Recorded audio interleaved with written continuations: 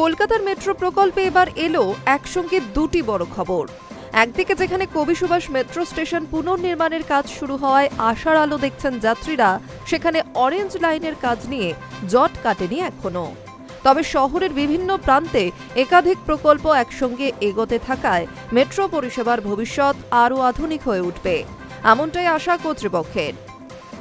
দীর্ঘ অপেক্ষার পর কবি সুভাষ মেট্রো স্টেশনের পুনর্নির্মাণের কাজ আনুষ্ঠানিকভাবে শুরু হয়ে গেল। স্টেশন নতুন রূপে ফের যাত্রীদের জন্য কবে খুলবে তা নিয়ে চলছে জোর জল্পনা। মেট্রো সূত্রে খবর, পয়লা বৈশাখের মধ্যে স্টেশনটি যাত্রীদের জন্য খুলে দেওয়ার লক্ষ্য নিয়েই কাজ শুরু হয়েছে।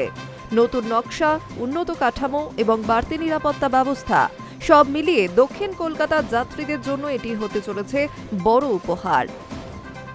অন্যদিকে বিপরীত চিত্র অরেঞ্জ লাইনে।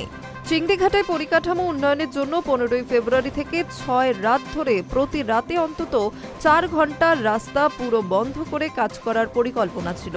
কিন্তু পুলিশ জানিয়েছে এখন অনুমতি দেওয়া সম্ভব নয়, কারণ এখন চলছে মাধ্যমিক পরীক্ষা আর 12 ফেব্রুয়ারি থেকে শুরু হচ্ছে উচ্চ মাধ্যমিক।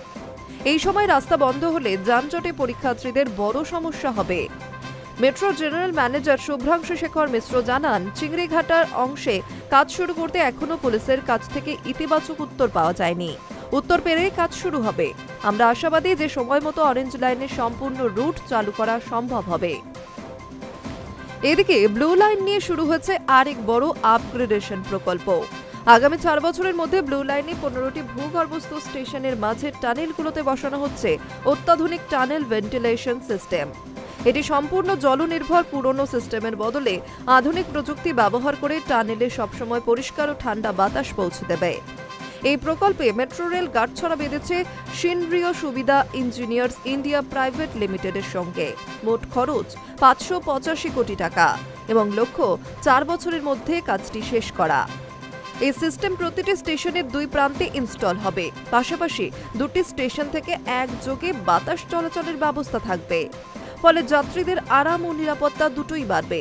পরিষেবা বন্ধ না রেখে প্রতিদিন রাতে ধাপে ধাপে কাজ করা হবে। সব মিলিয়ে একদিকে কাজ এগোচ্ছে দ্রুত, অন্যদিকে কয়েকটি বাধাও রয়েছে।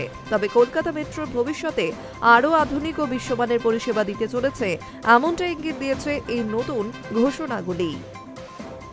I news network.